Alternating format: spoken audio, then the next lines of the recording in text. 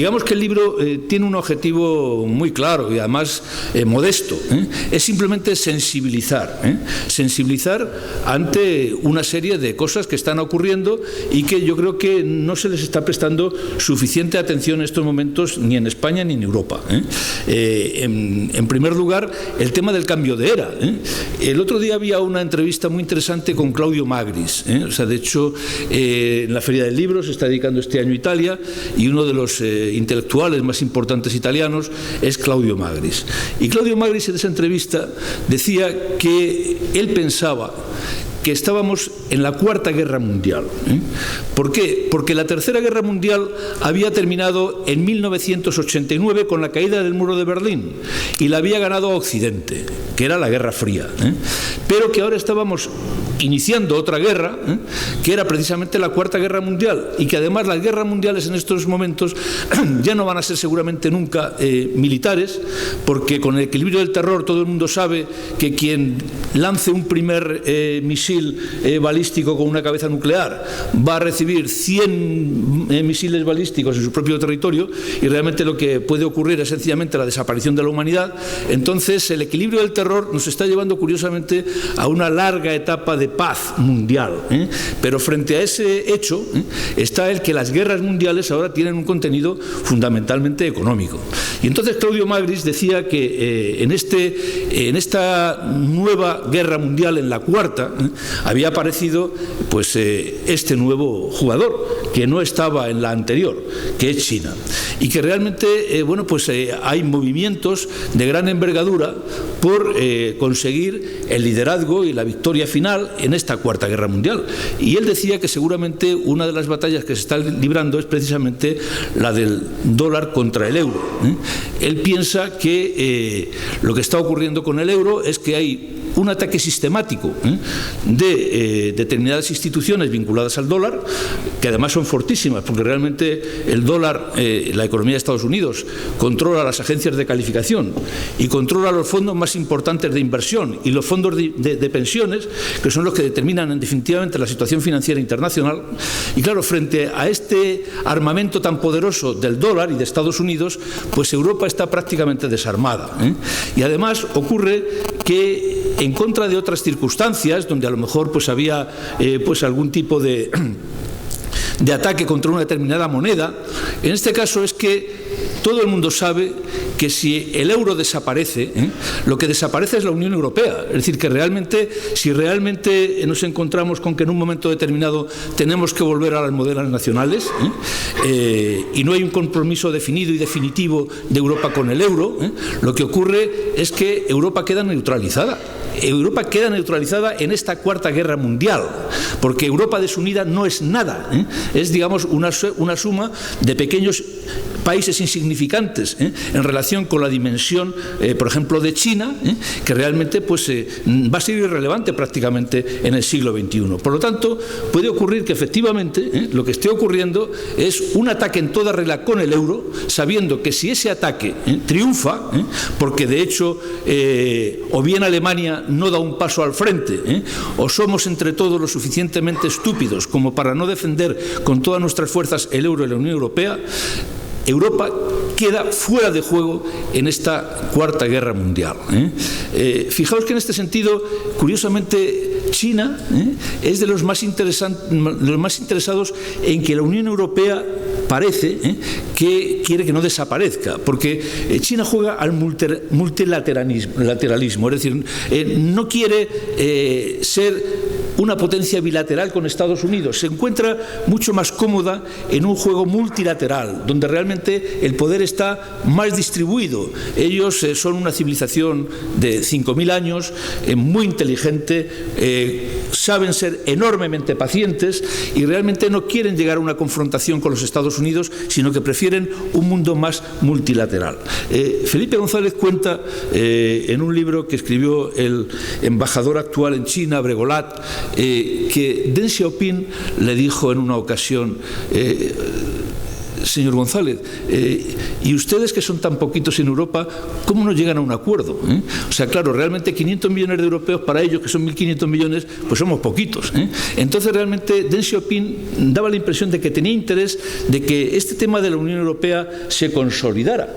Y bueno, el tema es que realmente en este cambio de era que estamos sufriendo, que Claudio Magris lo identifica como la Cuarta Guerra Mundial, pues da la impresión de que Europa no está a la altura de las circunstancias.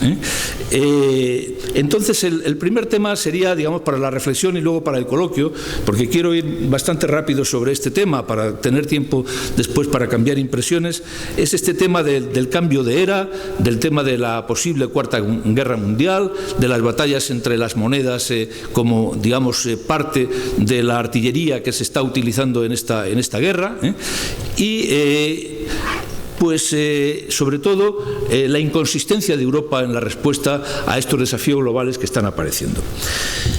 El segundo tema lo voy a ilustrar con una cita de Ortega y Gasset de 1937. Este año se está celebrando el 75 aniversario de uno de los libros más importantes de Ortega, y en ese libro realmente lo que plantean en un momento determinado es una cita que es sorprendentemente actual.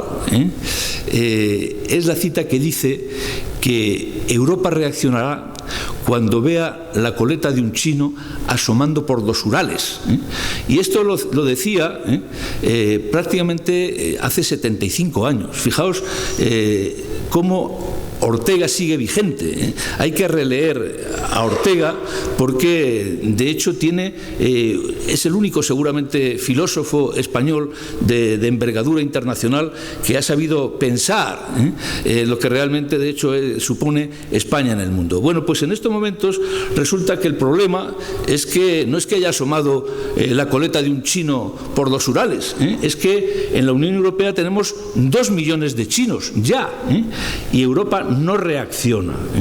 Es decir, realmente nos encontramos en una situación en la que ese modelo parasitario de que estábamos hablando pues está adquiriendo posiciones en toda la Unión Europea y en todo el mundo, de una manera que, bueno, pues en un momento determinado, cuando vinieron unos periodistas chinos, supuestos periodistas chinos, a entrevistarme, porque se alarmaron mucho del número de visitas que tenía el vídeo este del modelo parasitario chino, que da también parte de título a este libro, pues traté de alguna manera de rodear la pregunta un poco inquietante que me hacían, que eso de parásito es una palabra un poco agresiva, y les dije, no, si yo realmente de hecho no es un insulto, esto es un acrónimo, porque parásito representa las 4 características del modelo chino.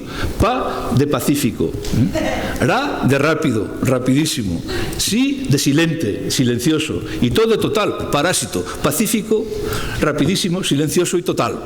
Entonces los chinos se quedaron como muy desconcertados, dicen, no, si esto realmente de hecho no es un insulto, es un acrónimo. Bueno, pues es la realidad, realmente de hecho su modelo es un modelo parasitario. Por eso cuando realmente ponemos dragón o parásito, es evidente que no es, en estos momentos China no está actuando como dragón, no es un depredador.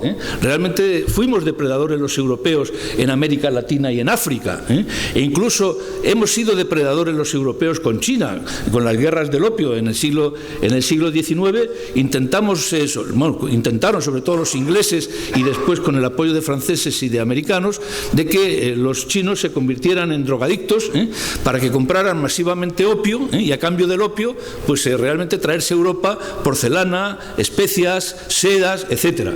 Bueno, realmente digamos es seguramente de los episodios más bochornosos que el colonialismo europeo ha podido realizar en el mundo. Es decir, que realmente los chinos en el siglo XIX fueron objeto de los depredadores europeos. Entonces ellos son mucho más inteligentes, no están utilizando el modelo depredador, tampoco son el oso panda, o sea, realmente de hecho, entonces bueno, pues realmente lo que están siendo son, digamos, parásitos en el sentido este del acrónimo, pacíficos, rapidísimos. Fijaos realmente el poco tiempo en el que realmente están consiguiendo la hegemonía mundial. Silenciosos. El tema que más les preocupa a ellos, por ejemplo, con este libro, con los vídeos que puedan salir, es que realmente se descubra su estrategia, porque realmente a ellos lo que les interesa es precisamente que no nos demos cuenta de lo que está pasando, ¿eh? Y luego el tema total, el tema global, o sea, el que realmente van a por todos los sectores y en todos los países. Es decir, es que realmente en estos momentos no hay país, ni hay sector en el que ellos no estén participando, controlando los recursos, como nos ha explicado muy bien Florence, porque realmente ellos son conscientes de que los recursos se están agotando en la tierra. Es que realmente es así. O sea, comentaba en algún momento también en alguna de las entrevistas que he tenido el informe de Futurayenda de Vodafone, que también está aquí referenciado, donde se dice que minerales o metales como el cobre, el estaño, el zinc, pues realmente tienen menos de 100 años de existencia, o sea, las reservas conocidas, o sea, se agotan en menos de 100 años y son, digamos, metales absolutamente fundamentales. Entonces, claro, ellos están haciendo ahora acopio de recursos estratégicos para su futuro, ¿eh? Y por lo tanto, como en Europa y en España, pues no reaccionamos a esta situación, pues van controlando poquito a poquito el mundo. Y lo mismo con el tema de la compra de tierras para, digamos, garantizarse su alimentación a futuro, ¿eh? Entonces, bueno, pues realmente ahí nos encontramos, ¿eh? Y el tema es que se puede decir, bueno, es que esto es la globalización, ¿eh? No, o sea, la globalización con trampas, ¿eh? Que ese es el tema. O sea, el tema es, como comento también en algún otro vídeo, se ha dicho que es que China está jugando con las cartas marcadas. O sea, si realmente estuviera jugando limpiamente el juego de la globalización, pues está bien, pero realmente es que no, está jugando la carta marcada monetaria, la carta marcada ambiental, la carta marcada social. O sea, bueno, ahí estáis, ha sido noticia este fin de semana el descubrimiento de talleres clandestinos donde tenían aquí en Madrid, esclavizados a grupos de chinos que realmente los tenían prácticamente encerrados, la carta marcada tecnológica, o sea, ya vemos cómo copian tecnología sin ningún pudor, o exigen que se transfiera la tecnología de las multinacionales que quieren operar en China, y la carta marcada de la política. Claro, realmente, de hecho, en el libro de Acemoglu y Robinson sobre por qué fracasan las naciones, estos autores hablan del irresistible encanto del crecimiento autoritario, ¿eh? Bueno, pues es que es el precedente es el capitalismo de Estado de Hitler, ¿eh? Claro, era eficacísimo. O sea, realmente, de hecho, se comieron Europa prácticamente en un pispás sobre la base del capitalismo de Estado, ¿eh? Pero claro, era a costa de la libertad. O sea, si no llega a ser por la intervención de Estados Unidos en la Segunda Guerra Mundial, ahora seguramente estaríamos todos hablando alemán, ¿eh? Que tampoco está mal, pero realmente como segundo idioma, ¿eh? Entonces, bueno, pues realmente en este caso nos encontramos con que efectivamente China juega con las cartas marcadas, y ellos, con el precedente del capitalismo de Estado hitleriano, pues han inventado el comunismo de mercado, que es prácticamente lo mismo, aunque ideológicamente estén en las antípodas, pero el comunismo de mercado es lo mismo. Es realmente, de hecho, un sector estratégico controlado por el Partido Comunista Chino, y después pues una serie de empresas a las que se da una cierta libertad para operar en los mercados internacionales, pero siempre bajo el control del Partido Comunista Chino. Y esta es la realidad. O sea, realmente el poder hegemónico del siglo XXI pues va a ser un poder controlado por un partido comunista tan fuerte, tan enorme como el Partido Comunista Chino, que tiene nada menos que 80 millones de afiliados, ¿eh? Bueno, pues esta es una de los desafíos globales, a los que se enfrenta en estos momentos Europa y España en el siglo XXI. Hay otros, o sea, está el tema del Islam, o sea, realmente también lo anticipaba Ortega. O sea, realmente Ortega, cuando habla de la amenaza de la coleta del chino asomando por los Urales, pone como otra posibilidad, pues, una sacudida del mundo islámico. También la estamos viviendo ahora, eso de la primavera árabe, pues yo creo que se está convirtiendo más bien en el invierno árabe, porque realmente lo que está ocurriendo es que la conclusión final va a ser que más países árabes van a estar sometidos a la Sharia, a la ley islámica, y la Sharia es incompatible con la democracia. Es decir, realmente, de hecho, los países sometidos a la Sharia, pues realmente no tienen, digamos, separación entre Iglesia y Estado, ni tienen separación de poderes entre sí, por lo tanto, digamos que el futuro que nos que nos espera también por ese lado de la evolución del Islam, y ahí están las últimas elecciones de Egipto, que acabarán seguramente con un gobierno islámico que promoverá una constitución islámica, pues es otro de los grandes desafíos del siglo XXI con este agotamiento de las materias primas, etcétera. Entonces, lo que ilustro aquí, pues realmente de hecho es uno de esos desafíos globales, que es el de China, pero enumero también algunos de estos otros que nos están apareciendo. Y claro, la gran pregunta, y con la que terminan los últimos capítulos, es ¿qué está haciendo España y qué está haciendo Europa en estas circunstancias? Si realmente estamos siendo conscientes de lo que se nos viene encima y si estamos reaccionando adecuadamente. Bueno, en este sentido hay una corriente de pensamiento económico que habla de la economía institucional, que lo que realmente plantea es que una de las claves del desarrollo económico y del éxito de los países tiene dos componentes fundamentales. Un adecuado diseño institucional y luego, una vez que el diseño institucional está convenientemente hecho, pues la calidad de las instituciones, la calidad en el funcionamiento de las instituciones. Bueno, pues lo primero que tenemos que plantearnos es si realmente el diseño institucional de España es el adecuado para las circunstancias actuales, para los desafíos globales del siglo XXI. Y mi conclusión es que definitivamente no. Que el Estado de las autonomías es un fiasco, que realmente es un invento que proviene de un intento de hacer de dos problemas, que eran el problema vasco y el problema catalán, pues 17 problemas regionales. Y que realmente, por ejemplo, nos están engañando cuando nos dicen que el sistema financiero español tiene problemas. No es el sistema financiero español, es el sistema de cajas de ahorros español. El sistema de cajas español está vinculado al Estado de las autonomías. Es el granero que alimentaba el pesebre autonómico de los políticos españoles. Y por lo tanto, no podemos decir que realmente ni el Banco de Santander ni el BBVA, que han hecho muy bien sus labores, puedan estar en el mismo sitio donde están Nova Caixa Galicia o Bankia. Es mentira. Lo que pasa es que los políticos no quieren entrar en el debate sobre el estado de las autonomías. Os voy a poner un ejemplo de la semana pasada.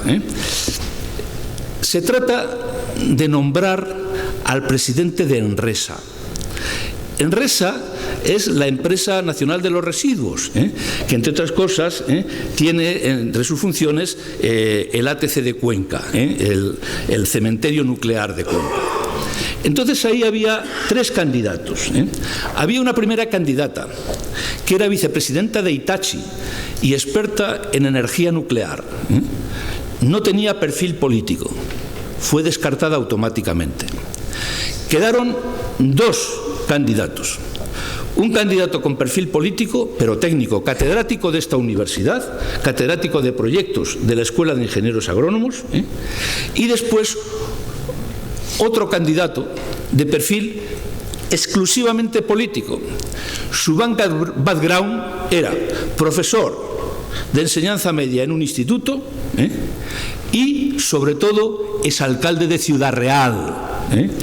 Bueno, de pronto me llega la noticia, la leo, un sábado, que, bueno, descartada la figura técnica, que seguramente hubiera sido la idónea, es como el Gorigulciarri de Enresa, pues nos quedan dos candidatos, uno con perfil técnico y otro con perfil político, el exalcalde de Ciudad Real.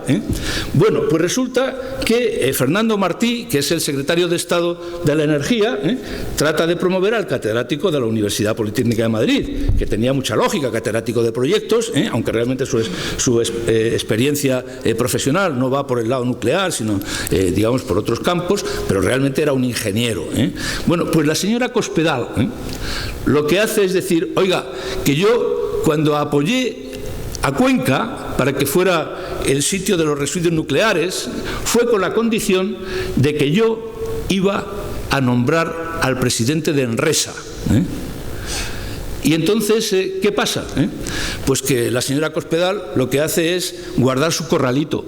Por eso cuando Krugman habla de que puede haber un corralito en España, si ya tenemos 17, 17 corralitos autonómicos. Entonces, Cada, digamos, presidente autonómico, los denominados barones, que es el equivalente a los antiguos caciques regionales, pues cuidan su corralito. Y entonces la señora Cospedal lo que hace es llegar a una solución salomónica. Es decir, yo realmente nombro al presidente, el exalcalde de Ciudad Real, para un tema como es nada menos que la empresa de residuos nucleares, un profesor de bachillerato, y realmente lo que hacemos es, como el dinero no es suyo, pues crear un puesto nuevo, que es el de consejero delegado. Y entonces realmente, de hecho, pues al final aquí paz y después gloria. Todos hemos llegado a un acuerdo donde los políticos han conseguido sus objetivos. El presidente es el exalcalde de Ciudad Real y el consejero delegado es nuestro querido catedrático de esta universidad, que es seguramente el que, en buena lógica, una vez descartado el perfil puramente técnico, debía haber quedado como presidente. Bueno, pues este es el ejemplo de que seguimos sin aprender, porque esto que se ha hecho con Enresa es exactamente lo mismo que se hacía con las cajas de ahorros. Es decir, aquí los perfiles técnicos quedaban automáticamente descartados. El Goirigolzarri, si realmente no hubiera sido por la crisis de Bankia, nunca hubieras podido ser presidente de una caja de ahorros, porque no tiene perfil político. Y entonces, una cosa tan difícil como gestionar un sistema financiero en manos de políticos. Bueno, pues este es el resultado. Que no nos engañen, que no es sistema financiero el que realmente tenemos en crisis, que es el sistema autonómico, que es los corralitos de las autonomías, que son el gran pesebre de la clase política española, y que realmente quien alimentaba con su grano el gran pesebre son las cajas de ahorros.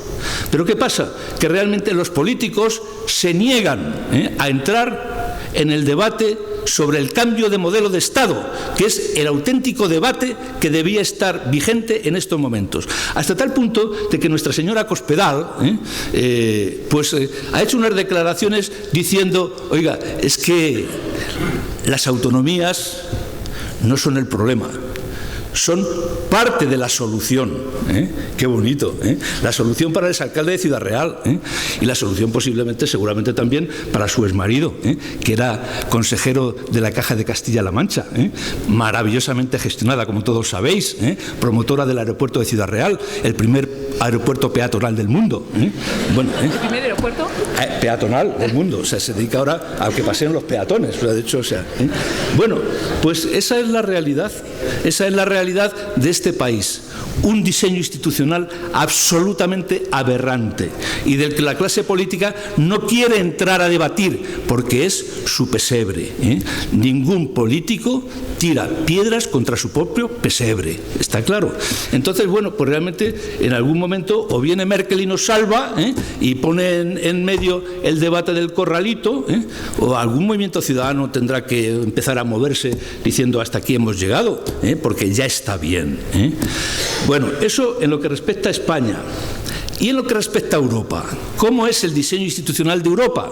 Pues como os decía anteriormente, o sea, China sabe dónde quiere estar en el año 2050, tiene un plan estratégico perfectamente definido, y Europa no sabe dónde va a estar dentro de un mes, porque estamos pendientes de las elecciones griegas, y después estaremos pendientes de las elecciones alemanas, y así sucesivamente. O sea, realmente Europa o da un paso al frente para tratar de convertirse en los Estados Unidos de Europa o en la Unión Federal Europea, y hay un presidente con fuerza elegido democráticamente, como en el caso de Estados Unidos de Obama, y hay un Consejo de Ministros europeo, administrando, que eso es muy importante, porque no basta con nombrar a un presidente representativo que no tenga fuerza ejecutiva. O sea, realmente un gobierno es de verdad ejecutivo si tiene dinero para administrar. Y en estos momentos el presupuesto que administra la Unión Europea es el 1% del PIB de la Unión Europea, mientras que en Estados Unidos el gobierno federal de los Estados Unidos administra el 20% del PIB de Estados Unidos. Por lo tanto, se trata de que hay que nombrar a un presidente de la Unión Europea, a un Consejo de Ministros europeos y administrando un importante porcentaje del PIB de la Unión Europea. Un mínimo del 10% para arrancar, pero realmente yendo hacia el 20%. Y entonces sí que realmente podemos hablar de una Unión Federal Europea, de unos Estados Unidos de Europa. ¿Por qué no hemos avanzado tan deprisa, o por qué tenemos crisis como lo que actualmente estamos desarrollando en estos momentos? Yo creo que el gran problema que ha tenido Europa en su desarrollo ha sido el que no ha sabido desarrollar la Europa de los ciudadanos, la Europa de los ciudadanos. Fijaos que mi propuesta es que presentemos al Parlamento Europeo un plan de euroicastolas. ¿Qué serían las euroicastolas? Vamos a aprender de qué es lo que hacen los nacionalistas. ¿Qué es lo que hacen los nacionalistas? Lo primero, secuestrar la enseñanza primaria. ¿Por qué? Porque realmente, con el pretexto de la enseñanza del idioma, del euskera o del catalán, lo que hacen es inocular en vena a los niños nacionalismo excluyente, nacionalismo separatista. Y esos niños, cuando van creciendo, dan lugar a espectáculos como el que vimos el otro día, esa vergüenza que tuvimos que vivir todos en el Vicente Calderón, que realmente no tiene parangón en ningún otro lugar del mundo, en ninguno. Y es consecuencia de las inmersiones lingüísticas del euskera y del catalán, que como idiomas son absolutamente respetables, que como cultura es absolutamente respetable, pero que como elemento de separación excluyente entre los españoles es una vergüenza. Bueno, pues realmente esta es la situación. Entonces, ¿qué serían las euroicastolas? Precisamente serían, digamos, euroescuelas en los que realmente estuvieran acreditadas posiblemente por los Centros de Estudios y Documentación Europea, los CEIDES, a los que dotaríamos de mucha más relevancia, poniendo el sello de en esta escuela se enseña educación para la ciudadanía europea.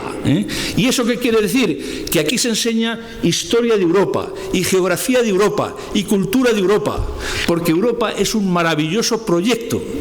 El problema es que realmente nosotros estamos construyendo Europa a base de reacción ante las grandes crisis.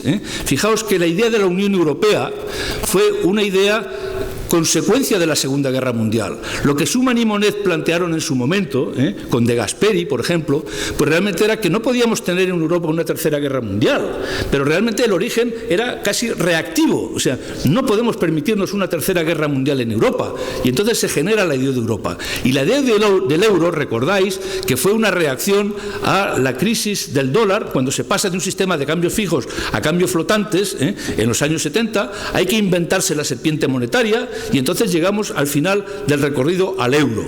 Entonces Europa se va haciendo a golpes de crisis, por eso en este sentido soy hasta optimista, es decir, pienso que de esta crisis saldrá seguramente más Europa, pero el problema es que lo estamos haciendo una construcción de Europa reactiva, cuando el proyecto de Europa es enormemente ilusionante.